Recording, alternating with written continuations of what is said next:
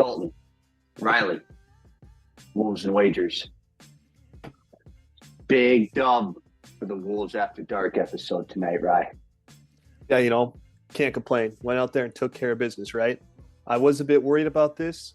I was never ever thinking about putting money on Jazz plus 7.5, but I thought, man, that's a lot of points for a team that's gave the Wolves problems in the past. But way to go out there and take care of business. Nobody really had a bad night. There's not going to be a lot of negatives to talk about. I'll start with the few things I did see, and I think this is the third episode in a row I've said this. Anthony Edwards turnovers. Now, at least they're not like in crucial points. It's just like kind of like boneheaded mistakes, which to me, that's almost better to have those than like in a crucial part in the game. And he did so much elsewhere that he by far made up for him. And the only other thing, I wish Mike Conley shot a bit better from the floor, but I don't think he really had a bad game. Like he still didn't turn the ball over for the, all season long, essentially. I think only one turnover this entire season. And he was moving the ball well. So all around good game from the boys. What did you see though from at least a negative perspective, if anything, that I didn't cover? Yeah, so the Mike Conley one. I know he's coming off a great performance, but I think when you look up and down this roster, the point guard position is the weakest. Now I'm not saying, that's it's 100%. A liability at this point, because Mike is still a veteran leader. He's played in some big ball games. And he's just nice to have next to Anthony Edwards. But then the other thing, and this was just kind of maybe a little bit more kind of me being selfish, but Jaden didn't have, obviously, his best game. 6 fouls in 20 minutes, If you foul out in 20 minutes, it's tough. Yeah, and that's my biggest thing. I'm not worried about the injury. I'm not worried about his talent. It's just the foul trouble. You got to be able to stay on the floor, especially if you're going to be considered, one of the most valuable players on this roster. But I'm not worried about Jaden long term. So, that was about it for my list of I guess you could say negative things about tonight's game, though. Yeah, I like how you bring up Jaden because, we're in year 4 of him and Ant now, which fantastic draft class. Thank you, Roses, for that. Unreal. But, in year 4, you kind of hope he starts to clean some of that stuff up. I get he doesn't get the best whistle in the league, and there's a lot of tic-tac stuff called. But you still got to be smart and know that you're too valuable to take yourself out of the ball game. And that affects your affects you on the offensive end, right? When you have to be taken out every few minutes, you can't get in any flow. You're not out there for long periods of time. It's tough to get anything going. But like you said, not worried about it long term. It's just kind of a little hiccup for him. And the rest of the team was clicking anyways, so it didn't really hurt. I'm going to start with Naz Reid. We can talk about Anthony Edwards eventually, but I just got to keep giving flowers to Naz Reid because, what a story. I love how Timberwolves fans kind of say, so happy we took Naz Reid with the 6th pick in 2019. That's still hilarious. That is still hilarious, dude. And Culver was one of your favorite players. So I had his jersey. I saw him play in person at Texas Tech in Minneapolis for the Final Four. I watched that practice because that whole Final Four weekend was open to the public. It was really cool. And then the Wolves traded up. All it costed was Dario in our 11th pick. I was like, yeah, that's perfect. But it didn't work out, obviously. But back to this game, overall, really, really, really good. We can talk about Ant now, might as well.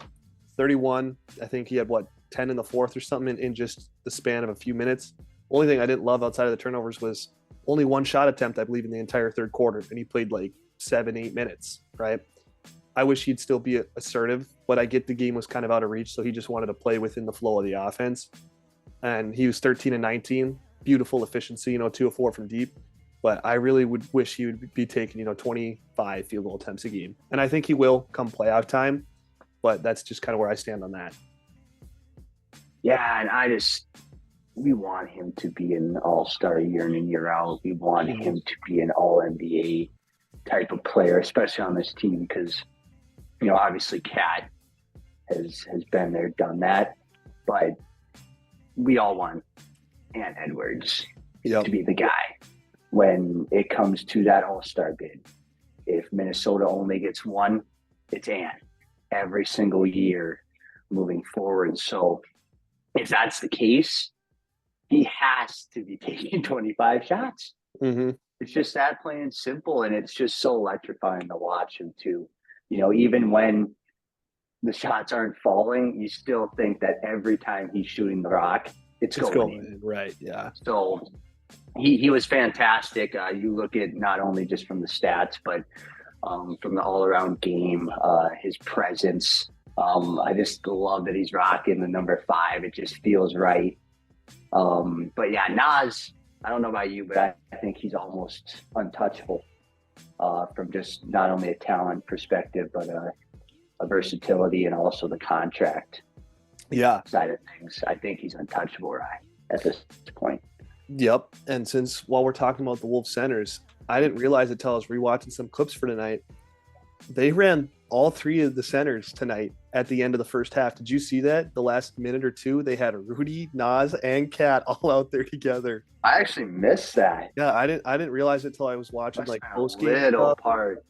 And it wasn't. They weren't in there for all that long together. But yeah, I just kind of noticed that, and it reminds me of Chris Finch at the beginning of the season. He did say, there might be times or points in time this season where I run all 3 of them together, and he did. And that kind of goes to when he was coaching overseas. I remember he said my best 2 players were big men. I can't remember what part of the world he was in at that point, Belgium or whatever it may be. But he said my best 2 players were big men, so I just had to figure it out. So with Nas playing how he is, Rudy had a good night tonight. Overall, I think he had 4 blocks, 3 blocks, whatever it was. And then probably Cat's best game this season, don't you think? Yeah, I don't even know if it's up for debate, to be honest with you. I'm not saying he's been playing, really horrible basketball, but just efficiency-wise, and it felt like he was a part of the game. Had a little bit of a spell there where I felt like he was really complaining about a lot of calls. But a couple of those he was right on. Sure. And then that leads me perfectly into the guy who was backing him up on some of those calls. Mr. Anderson was a big bright spot. I felt like some of his props were really, really low, but I was not expecting to have, this type of performance from Kyle Anderson tonight. Do you want to kind of dive into him or yeah, I was overall? I'm checking or looking at the box score here. And, great prop, by the way.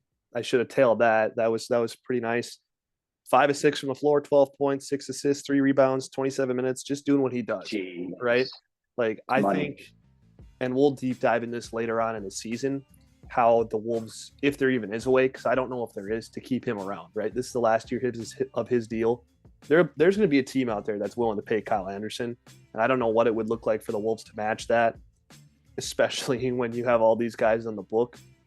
But I would love for them to keep him around because he does so many good things, and he's just – it seems like Finch almost trusts him more than anybody else on this roster, right? He trusts him. He does trust Mike Conley. He trusts the guys he knows are going to make the right play and not turn the ball over or accelerate themselves.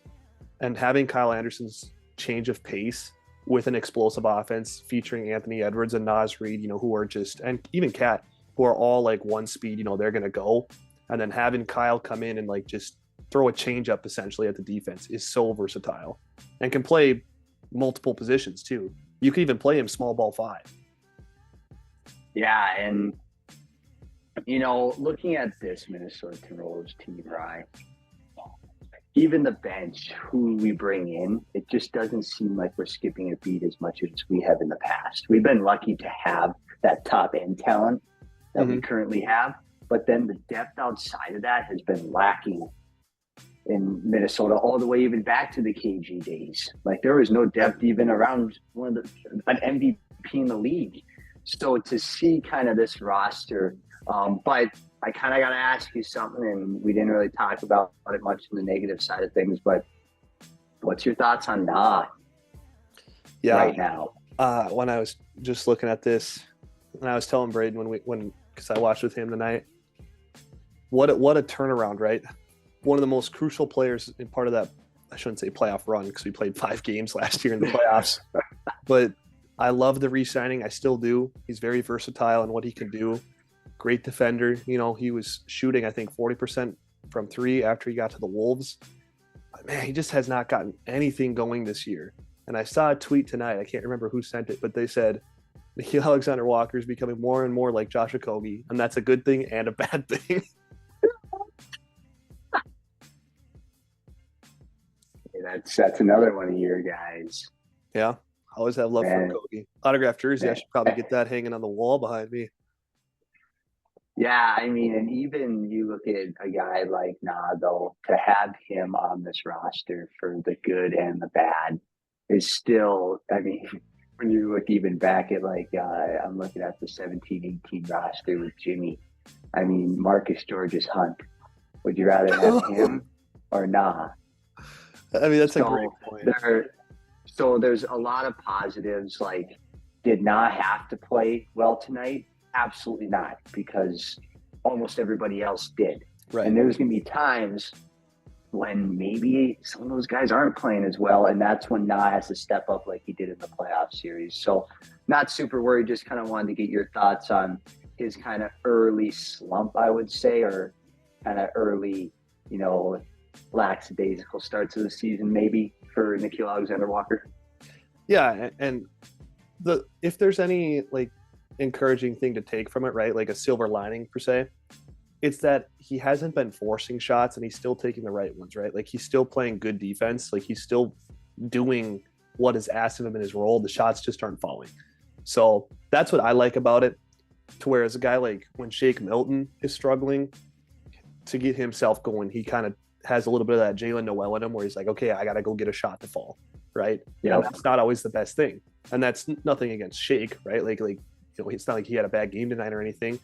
And I do think he's going to play a crucial role going forward. I think Finch loves a guy like Shake off the bench, a combo guard who can really, create his own.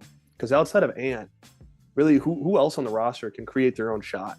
Maybe Cat and probably Shake Milton. And obviously Naz Reid too. But a lot of that is from post touches and feeds as well. So, but not to get too sidetracked on that. I'm not worried about Na overall, purely because he's still doing the right things. And once those shots start to fall, we'll probably won't even be thinking about this, right? We're only 5 games into the season. It's not like it's a half. Exactly. Yeah, exactly. But overall, just a lot of positives tonight, Ryan. And it's just, really fun to watch the Timberwolves when they're chugging along and when Ant is chugging along. He looks like a top 15 player in the league. And I don't even think he's at his best right now. And that's dangerous, but that's also exciting for the Timberwolves franchise, for us as fans, because even in a blowout against a Utah team, like you said, we have struggled with just last season. Yep. I mean, I think we were 2-2 against them last year. This year, you have to win these games. They handled business, but kind of give me your final thoughts, Ryan. That's kind of all I had. It was just a really clean game. Chris Finch has impressed the heck out of me these last 2 games, so I want to give him a shout out. But Tim Connolly is kind of the last little part I want to talk about. Man, the way he's constructed this roster and all the flexibility that the Timberwolves have moving forward around Anthony Edwards, around Jaden McDaniels, around Naz Reid is really, really exciting, right? Yeah, I'm glad you bring up Tim Connolly. I wasn't even really thinking about him tonight, but now that you did bring him up, I want to touch on something. Not a lot of people are talking about this, and I think they should. Might be a hot take here, but I think the Donovan Mitchell trade was by far a worse trade than the Rudy Gobert one, right? Because you gave up Lauri Markkanen. No disrespect to Pat Bev. No disrespect to Jared Vanderbilt. We love those guys, right? For what they did in that 2021-22 season. But you gave up an all-star, and again, he wasn't at that time, right? But Lauri Markkanen was great last year. You gave up just as many picks, more swaps, I think, right? So, yeah. I mean, and the other thing is there's a chance Donovan's not there past this season, right? Like there's a lot of rumors, what was it? The worst kept secret in sports is that Donovan Mitchell wants to go to New York or wants out of Cleveland. Like he's not re-signing there. So Tim Connolly's done a great job. I still don't love the package they gave up for Rudy Gobert, right? Like they could have kind of just played hardball with the Jazz and got him later on for a lot cheaper. But regardless, every other move he's done besides that has been on the winning end, right? So shout out to him. I don't really have much else from this game. I do like how you said at the end there, Anthony Edwards, like when he's clicking, it's fun to watch. I think we'll see more of that. The field goal attempts, I think, will go up. I'm looking now, like when you think about the 3 wins they have this season, they've all been blowout wins, right? So it's hard for Ant to like get, and then even against the Hawks, right? When they blew a lead, like it's hard for him to get going consistently throughout a game when it's a blowout like that, right? Because then Finch is going to rightfully take him out a few minutes before he normally would for each stint, right? He's not going to play the last 4 or 5 minutes of the game. So once we get into that tighter games, I should say, especially against on Monday, we got Boston coming up. That's when I think we'll really see like what Anthony Edwards truly looks like this year when he's engaged for a full 48 and playing 36, 37 minutes a game compared to 30 to 32. But that's all I have from tonight, unless you have anything else to add. Nope.